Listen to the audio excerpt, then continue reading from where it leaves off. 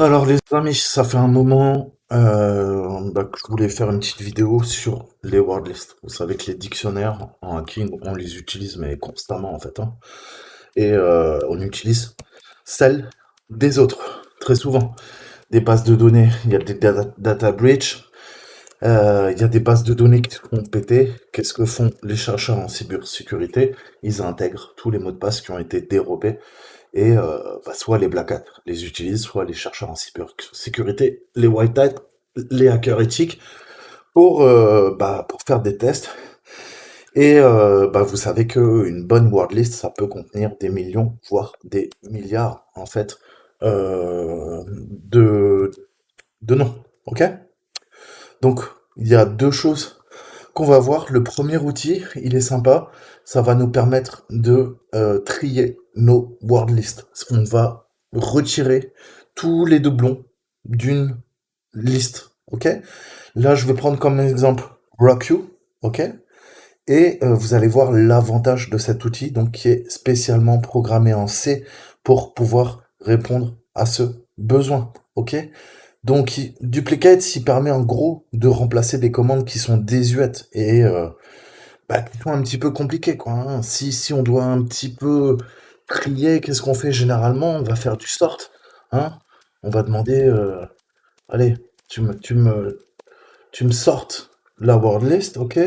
Donc avec sort, on a des arguments, ok? Et sinon, si on n'utilise pas sort, on utilise quoi? On utilise awk, ok? Et on va faire un truc comme ça, mais qui sera pas du tout complet. À base de quoi? À base d'expressions régulières, quoi, hein. Et on va essayer de faire du tri et de lui demander de faire des opérations de nettoyage. Par exemple, sur mon fichier wordlist. Le problème, c'est que c'était bien avant, mais ça l'est plus en fait. Là, maintenant, on peut plus. On gère des milliards et des milliards de mots de passe, d'utilisateurs, etc., etc. Donc, il fallait un outil moderne, en fait, pour pouvoir concaténer, même, j'ai envie de dire, des énormes bases de données, des énormes word lists de sources qui sont multiples, ok? Et on sait très souvent que quand on regroupe je vous ai dit, faites vos propres word lists en fait, et récupérez. Le problème, c'est quand on récupère à partir de plusieurs sources, quel est le problème? On se retrouve avec des doublons. Donc quand on fait notre attaque en fait de force brute, on se retrouve avec des mots de passe ou des utilisateurs qui sont testés deux fois en fait, tout simplement. Donc fallait trouver une solution. Et heureusement, on a un gars qui a assuré qui nous a permis de gérer à la fois, de préserver l'ordre de la word list et de gérer une quantité massive de mots. Ok? Et donc, c'est exactement ce qu'il faut pour pouvoir traiter les énormes word lists qu'on peut trouver sur le net. Ok? Donc, on va voir comment l'installer, on va voir comment s'en servir. Et vous allez voir que ça vous fait gagner un temps fou. On peut lui demander plein de choses, on peut même lui demander de retirer, de filtrer en fait les lignes qui contiennent pas des caractères ASCII qui sont printable, imprimables. Ok? On peut avoir le temps pour savoir combien de temps va prendre l'opération. On peut filtrer et il a été codé en pur C. Ok? Donc l'avantage c'est qu'il est rapide et il est capable de traiter en fait au niveau de sa pile des comment dire au niveau de la heap size et de la heap map, il est capable de gérer en fait de façon 50% plus efficiente la mémoire. Et donc ça veut dire que vous allez même pouvoir traiter des word lists qui dépasseront en fait la mémoire que peut être allouée dans votre VM pour traiter ces fichiers. Donc avant on aurait eu un problème, hein, soit la VM crashée, soit le programme crashé par manque de mémoire. Et donc, vous voyez où je veux en venir, nous, dans des environnements virtualisés, cet outil va être formidable parce qu'on va pouvoir traiter des word lists beaucoup plus conséquentes que la mémoire qu'on a allouée à notre machine. Donc, ça va nous faire gagner du temps et ça demandera moins de ressources, ok? Plus d'efficacité. Et on peut lui demander plein de trucs, ok, hein. La seule limitation, c'est qu'on peut pas dépasser les 255 caractères, ok?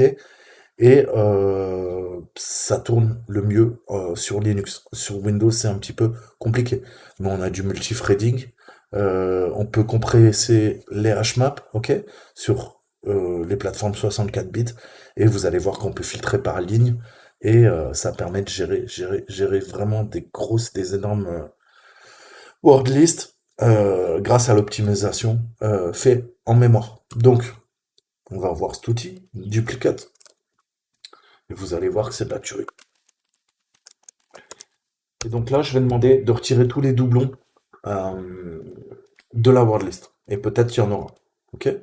Donc j'ai duplicate, massive word list, ok, on est d'accord. Donc on va se cloner le repo, comme toujours. Ok, on est bien. Donc,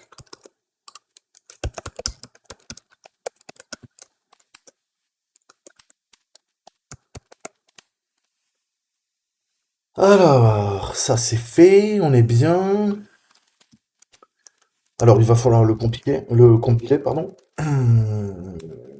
Je pense, ouais, on a les SRC, donc on a le source, on a un fichier makefile, donc sudo make,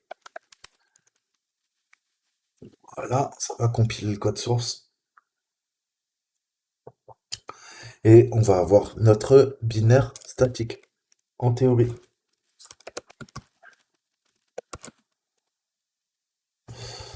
Euh, CH mode musique, je vais y arriver.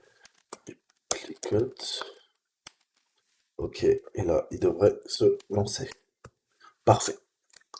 Donc, on va traiter, je vais faire une copie d'une word list, naturellement. On va prendre, je vais prendre quoi? J'aime bien word list, c'est des words. Bon, j'ai RockU là-dedans, sudo cp RockU, tu vas le copier dans, hop, hop.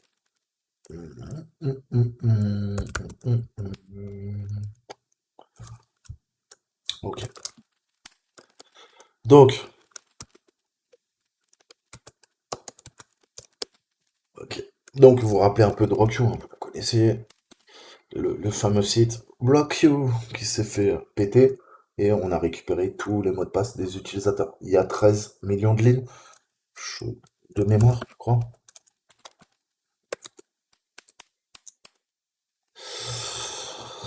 Ouh, 14 millions, 344 391. Donc, ça en fait un paquet. Qu'est-ce que je vais demander maintenant à Duplicate? Eh ben, je vais lui dire, écoute mon pote, tu vas me rendre un putain de service. Tu vas faire quoi? Eh ben, tu vas traiter RockU, ok? Et en output, alors, qu'est-ce que je peux lui mettre comme paramètre? On va voir. Qu'est-ce qu'on peut faire? On peut faire un P, ça peut être bien. Ça va filtrer tout ce qui est pas, par exemple, euh, ASCII. Donc, pour pas entraîner des problèmes, généralement, on va pas utiliser autre chose que de l'ASCII, hein. Sinon, bah, ça entraînera des problèmes au niveau de l'encodage, où ça sera vraiment des caractères bizarres, spéciaux, entre guillemets. Pas spéciaux, mais qui seront peut-être incompatibles, en tout cas, avec... enfin, qui ont rien à voir, en fait, dans un dictionnaire, en fait. Donc ça, on va purger tout ce qui est pas ASCII, ok? Les filtrer, les lignes. Et qu'est-ce qu'on peut lui demander? On peut lui demander, par exemple, bah, les Fred, ok. Par défaut, je crois qu'il utilise la max. En la mémoire, pareil, par défaut, il utilise le maximum de mémoire. Et ouais, on va lui demander un output. Donc, output, je vais lui dire quoi? Bah, un exemple, hein, clean rock, ok? Comme ça, je m'en souviendrai. C'est celle que j'ai expurgée.